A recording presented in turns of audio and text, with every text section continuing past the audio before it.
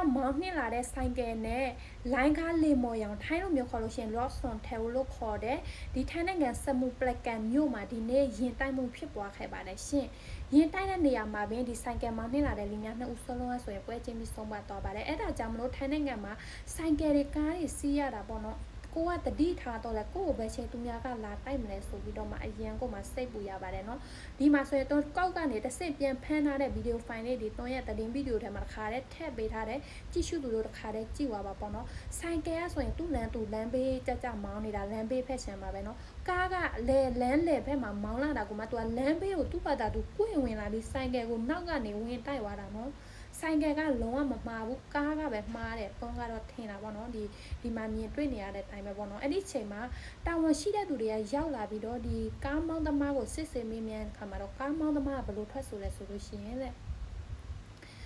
ဆိုင်ကယ်ကလမ်းပြောင်းပြန်မောင်းလာတယ်တဲ့သူကပြောတဲ့ခါရောက်ဆောင်မှာထိုင်းလိုမျိုးဆိုတော့ဆိုင်ကယ်ကလမ်းပြောင်းပြန်မောင်းလာပြီးတော့မှသူကဒီဆိုင်ကယ်ကိုရှောင်ရင်းနဲ့မှလမ်းဘေးကဓာတ်တိုင်ကိုဝင်တိုက်မိသွားတယ်ဆိုတော့သူကထွက်ဆိုတယ်ဟုတ်တယ်ဒီကားကပေါ့နော်ဆိုင်ကယ်ကိုတိုက်ပြီးတော့မှသူကဒီဆိုင်ကယ်ပေါ်မှာစီးနှင်းလာတဲ့လူများနှစ်ဦးကိုဒီကားအောက်မှာပြီးပြီးတော့မှတော့ကားနဲ့ဆွဲသွားတယ်ပြီးတော့သူကဓာတ်တိုင်ကိုတစ်ဆင့်ဝင်တိုက်လိုက်သေးတယ်ရှင်လမ်းဘေးကဓာတ်တိုင်ပေါ့နော်အဲ့ဒီလူများနှစ်ဦးလဲဆုံးပြီးတော့နောက်ထပ်ဒဏ်ရာရသူကစုစုပေါင်း9ဦးရှိတယ်လို့လည်းတည်င်းမှဖော်ပြလာတယ်ရှင်သူကအဲ့လိုမျိုးထွက်ဆိုတယ်ဆိုင်ကယ်ကလမ်းပြုံးမြန်မောင်းလာတာပေါ့တာဝန်ရှိသူတွေကသူ့ကိုစစ်ဆေးတဲ့ခါမှာတော့သူကပြောတယ်သူလည်းမသိချဘူးပေါ့ကောက်မှပြန်ကြည့်သူကအဲ့လိုပြောတဲ့ခါမှာတော့တာဝန်ရှိသူတွေကကောက်မှပြန်ကြည့်တော့သူကမှားနေတာဆိုင်ကယ်ကမှန်တယ်အချိန်မှာသူ့ကိုတေးချာစစ်ဆေးတဲ့ခါမှာဘယ်လိုတွေ့ရှိခဲ့လဲဆိုလို့ရှိရင်သူကဒီဘိန်းစာရွက်ရေကောပေါ့နော်အာဆီယံလာပါတယ်ရွက်ပြုတ်ရေကိုသူကတောက်တယ်ကားမောင်းရင်းနဲ့သူကတောက်တယ်မောင်းလိုက်တောက်လိုက်နောက်ဆုံးမှတော့သူကိုယ်တိုင်ပဲထွက်ဆိုလာတာသူရွက်ပြုတ်ရေတောက်တယ်ဆိုတဲ့အကြောင်းသူကိုယ်တိုင်ပဲဝန်ခံခဲ့တာပေါ့နော်သူကကားမောင်းရင်းနဲ့သူမောင်းလိုက်တောက်လိုက်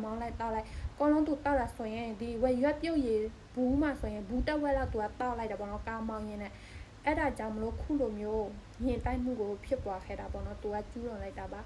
တည်င်းလေးကတော့ဒီလောက်ပါပဲရှင်အားလုံးပဲနားထောင်ပေးကြတဲ့လူကြည့်ရှုပေးတဲ့ဆုံးထိကြည့်ရှုပေးလို့တယောက်ရှင်စီတန်းကိုတော့ဒီနေ့ပြီးတော့ကျေးဇူးတင်ပါတယ်တော့ပြောတဲ့စကားထဲမှာပေါ့နော်မှားခဲ့တာတွေကြံခဲ့တဲ့စကားလုံးတွေစစ်မပြေတာတွေရှိခဲ့လို့ရှင်တော့ဒီနေ့ကနေပြီးတော့တောင်းပန်ချင်ပါတယ်ရှင်